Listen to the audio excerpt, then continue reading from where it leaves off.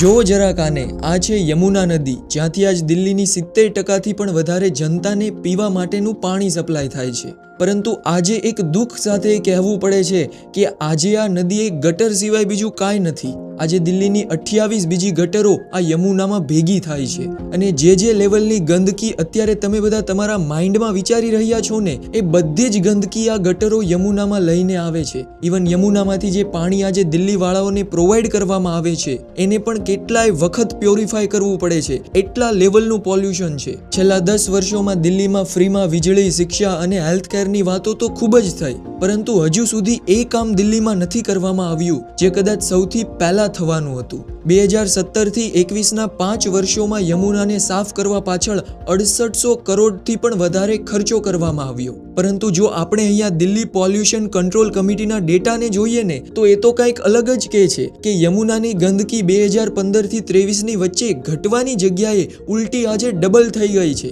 તો પછી મિત્રો, આફ્ટર ઓલ આ 6800 કરોડ આજે ગયા ક્યાં?